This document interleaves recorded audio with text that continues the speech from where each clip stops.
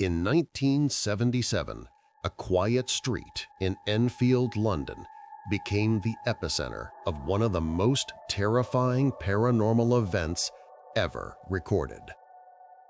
At 284 Green Street, the Hodgson family lived a normal life. That is, until the knocking began. At first, faint taps echoed through the walls, almost playful. But soon the knocks grew louder, more deliberate, and the house itself seemed alive with something malevolent. This is the true story of the Enfield Poltergeist. The Hodgsons were an ordinary family. Peggy, a hard-working single mother, and her 4 children, Margaret, Janet, Johnny, and Billy. Life was simple, peaceful, until the disturbances began. Small things at first, taps, creaks, and fleeting shadows. But the house had just begun to reveal its secrets. Most of the activity focused on 11-year-old Janet. One night, her bed shook violently. Her chair slid across the room as if invisible hands had pushed it. Terrified, she screamed, but when her mother arrived, the room fell completely silent. It was only the beginning of what would become a full-scale haunting. Within days, the entire house became a stage for chaos. Drawers ripped open, toys flew across rooms, furniture tipped over, heavy and unyielding. The Hodgsons were trapped inside a nightmare that no one could explain. A home turned hostile, a supernatural force testing their every nerve. Terrified and desperate, Peggy called the police. Officers arrived, expecting a simple disturbance, perhaps a prank. Instead, they witnessed the impossible. A heavy chair slid across the room by itself, knocking over a lamp. Trained to handle crime, the officers were faced with something far beyond their understanding. Days turned into weeks, and the activity escalated. Heavy furniture didn't just tip over anymore. It floated across rooms. Chairs glided as if guided by invisible hands. Toys spun through the air. Books slammed against walls. The house had become a stage for something beyond comprehension. Then came the voice. Deep, rasping, impossibly unnatural. It came from Janet, but no one recognized the tone. "My name is Bill Wilkins," it said. A shiver ran through the investigators. Bill Wilkins had died years before in that very house, sitting in his favorite chair. The impossible was becoming undeniable. Word of the haunting spread quickly. Journalists from London's leading newspapers arrived to document the events. They watched as chairs slid, books flew, and Janet levitated above her bed. Camera flashes illuminated the terror-stricken faces of witnesses. The Enfield Poltergeist had become a worldwide sensation. The Society for Psychical Research sent Maurice Grosse and Guy Lyon Playfair to investigate. Night after night, they observed objects moving without contact, knocks responding to questions, Janet speaking in voices not her own. Even experienced investigators admitted they had never seen anything like this.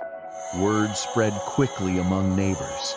Strange sounds, shadowy figures in windows, and inexplicable cold spots became common. Some children refused to play outside near the house. Adults whispered tales of a malevolent presence that had taken root in the Hodgson home.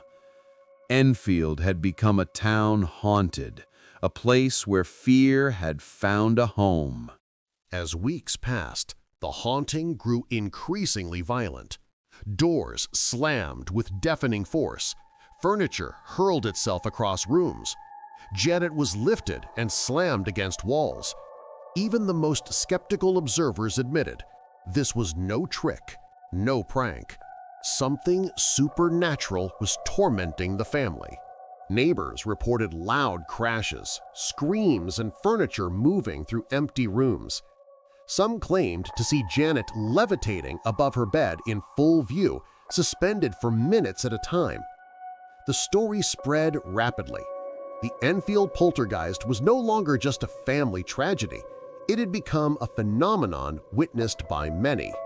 Janet began speaking in multiple voices, some guttural, others eerie and melodic. They claimed to be dead, some from the very house itself. "We are watching you," whispered the voices. "You cannot leave." The investigators recorded the chilling audio, unable to explain its origin. Maurice Grosse and Guy Lyon Playfair were not immune. Objects moved with more force in their presence, drawers slammed, and heavy chairs toppled. On one night, a table flew across the room, narrowly missing an investigator. Even seasoned paranormal researchers were terrified by the aggression and intelligence of the force. The press flocked to Enfield, cameras rolling, microphones poised. Every flying chair, every floating object, every chilling voice became headline news. Janet levitated multiple times in front of the cameras, making skeptics question the boundaries of reality itself. Enfield had captured the attention of the world. By late 1978, Janet's behavior became increasingly disturbing. Her body contorted unnaturally. She spoke in guttural, menacing voices that no child could produce. Eyewitnesses claimed she floated several inches above the floor, sometimes in full view of multiple people at once. It was as if the spirit controlling her was growing stronger, bolder, and more violent. The voice of Bill Wilkins became more consistent and terrifying. He spoke of death, of past tragedies, of secrets hidden in the house. "You cannot leave. This house belongs to the dead," he whispered. Investigators recorded the voice. It was undeniably human, yet emerging from the small child's frame. Journalists, photographers, and television crews flooded the Hodgson home. They captured levitating chairs, flying objects, and Janet suspended above her bed. Even skeptics left the house terrified, unable to reconcile the evidence with reason or science. Maurice Grosse and Guy Lyon Playfair meticulously documented hundreds of hours of evidence. Knocks and raps responding to questions, objects moving independently, multiple voices emanating from Janet, levitating furniture. The haunting was no longer anecdotal. It was a well-documented, terrifying phenomenon. The neighborhood lived in fear. Children refused to play outside at night. Neighbors reported cold spots, unexplained noises, and fleeting shadowy figures. The Hodgson home had become a local legend. Enfield itself felt haunted, a town gripped by something unseen yet palpably terrifying. By early 1979, the intensity of the poltergeist activity began to wane. Janet's levitations became rare. Furniture still moved occasionally, but the violent energy had diminished. Investigators believed the spirit had grown bored, its purpose fulfilled, or perhaps Janet herself had gained control once again. Maurice Grosse and Guy Lyon Playfair reflected on the case for months. Hundreds of hours of recordings, photographs, and eyewitness accounts were analyzed. Even skeptics admitted that some phenomena defied rational explanation. The Enfield Poltergeist was not just a haunting, it was one of the most thoroughly documented supernatural events in history. Janet eventually returned to a quieter, ordinary life. She and her family never forgot what happened, and the trauma lingered for years. Though the terrifying episodes ended, their impact on those involved was permanent, a chilling reminder that the house had once held something beyond comprehension. The Hodgson House on Green Street remains a point of fascination for paranormal enthusiasts. Books, documentaries, and investigations continue to explore the events. Visitors report feeling unease, hearing unexplained noises, or seeing fleeting shadows, a testament to the enduring presence of the haunting. The Enfield Poltergeist reminds us that fear is not always born of imagination. Sometimes, ordinary homes become vessels for extraordinary events.